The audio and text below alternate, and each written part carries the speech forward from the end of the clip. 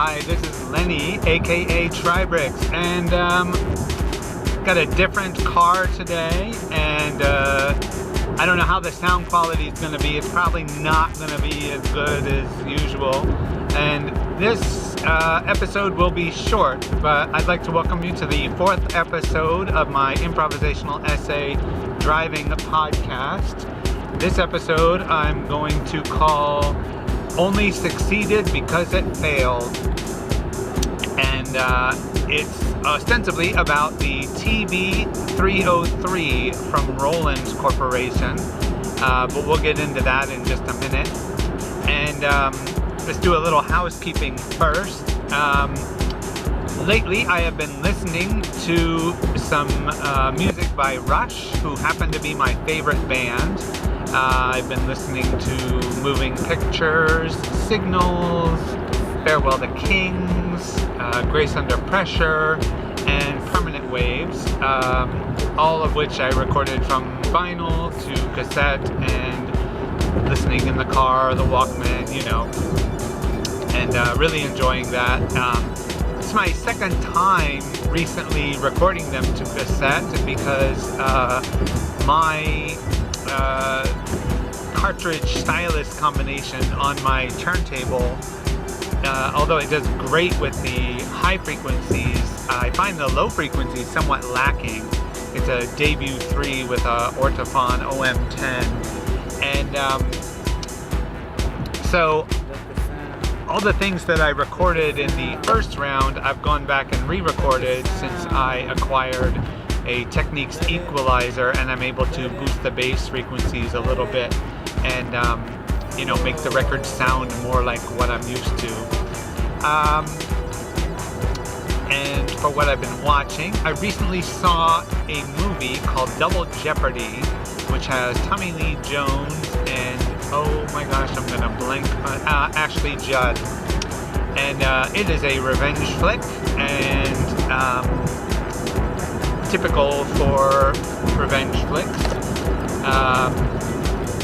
The protagonist is a woman, Ashley Judd, and there's a couple of nice twists along the way. So it's definitely worth checking out at least once. I don't know if I would buy it, but I would definitely Netflix it if you have Netflix, or if you have cable like I do. It's been on a lot lately, and that's how I caught it. And have a couple of corrections and additions from last week's podcast. It was indeed Bing Crosby who invested in Ampex, not Fred Astaire. And he had done so because he did not want to have to record his radio show twice a night, which he had to record his radio show once for the East Coast and once for the West Coast. And this allowed him to just record it the one time.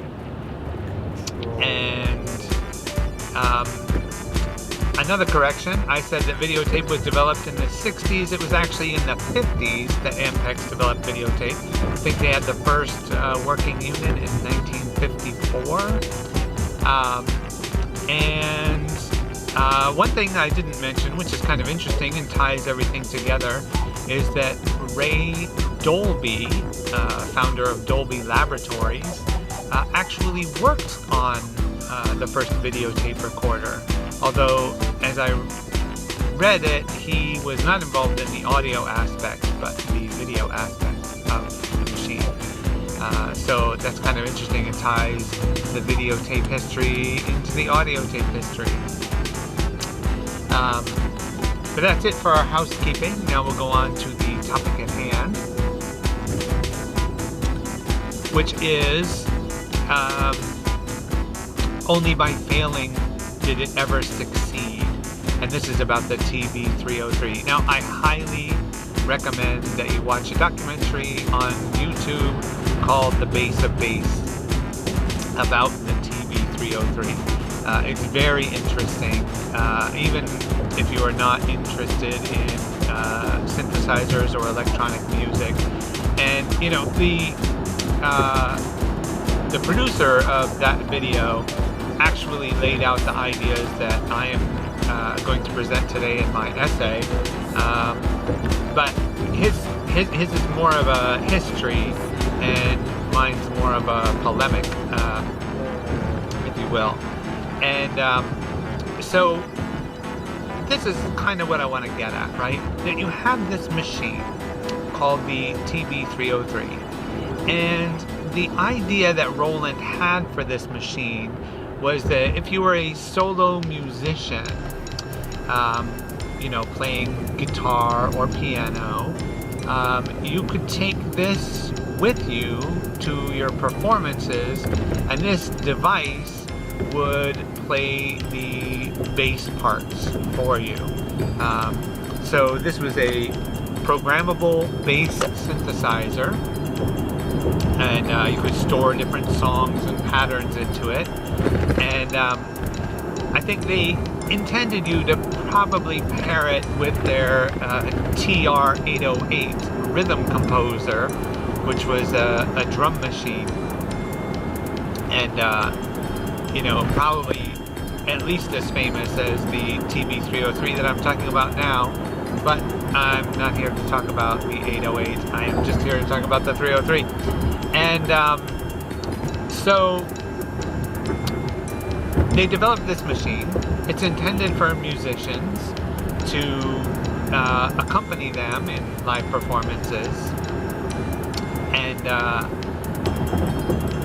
typical of many Roland machines that I have owned, it is extremely complicated to use. The owner's manual, if I'm remembering right, it was not immediately translated into English, leaving many early users to fend for themselves. And trust me, with Roland products, especially at that time, it was impossible to fend for yourself. It was near impossible to use all the functions of the machine without the owner's manual. And even once the owner's manual was translated into English and released, many musicians still found it extremely difficult to program. And I think probably many of them put it in the closet pretty quickly and then forgot about it, and these units eventually would find their way into the secondhand market. Now, because this was not a popular option among musicians, Roland did not continue to make it for very long, and it did not sell well. So I think it was only in production for about 2 years maybe, and then they canceled it, and that was all the units there were. And as I say, this was a very complicated machine to use. It was not popular with musicians, and so many of these units found their way onto the second-hand market, and because there was kind of a glut of them on the second-hand market, their value went down even further. So I think the machine originally retailed close to $1,000, but in the early 80s when it was released, and by the mid 80s, I'm just guessing here, you could probably pick one up for $100 or $200, maybe even less. Maybe you could find it for 60. Who knows? The way the secondhand market works, there was no eBay back then, so there was no way to tell, what prices these were trending at, except for perhaps the Blue Book value. And so, hence, because these machines were so cheap, they fell into the hands of some pioneers of electronic music, especially some acid house producers in Detroit.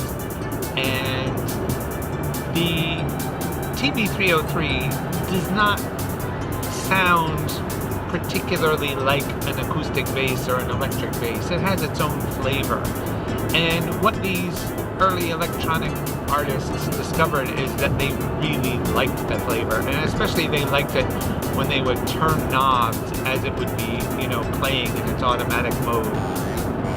and it would produce all these kind of like, you know, squelches and weird noisy artifacts and things. And they loved it. You know, it was very popular, and if you listen to any acid house music, you will hear the sound of the TB-303, you know, doing its filter sweeps and making its strange bubbling noises and whatnot. But this is kind of the point. If Roland had made a bass accompaniment instrument that was a success, there would never have been this glut of TB-303s on the market. And if there had never been this glut of TB-303s on the market, then these pioneering electronic artists in Detroit would not have been able to afford the TB-303, and hence would have never discovered its unique properties for making these kind of funky bass lines that were so popular in acid house music. So it is only and I should tell you the end of the story. Now the TB-303, because of its use in acid house, it's been used in many other forms of dance music as well, and it is a very popular and sought after sound. And hence the value of a TB-303, I believe now is well over $1,000. And this is for a 30-year-old tiny little bass synthesizer. I mean, it's not big. This thing runs on batteries and, you know, will fit in your trench coat pocket. And so they are very sought after now. There are several companies who make clones of this device, or devices that are very similar. Sometimes devices that are very similar but expand the capabilities of the original design. And so these originals are going for huge sums of money. But none of this would have happened if the thing hadn't failed. If it had been successful as a bass accompaniment device, then sure, Roland would have probably continued to make it for a longer period of time, but it would never have developed this cult popularity. It would have been, you know, a successful accompaniment instrument that is now as unpopular as many of the romplers that Roland made in the late 80s and early 90s. Things that were good at their time, but not really useful now. It is because the TB-303 failed so completely at sounding like an electric bass or an acoustic bass that it was appealing in this other respect. And that appeal is what led to its cult status, led to its popularity, and led to its treasured value today. So again, only by failing miserably to do everything that Roland set out to do did they create one of the most popular devices ever made. Funny, right? So again, this is Lenny, aka Tribrix. I hope you enjoyed that short episode today, and I will catch you next time. Bye.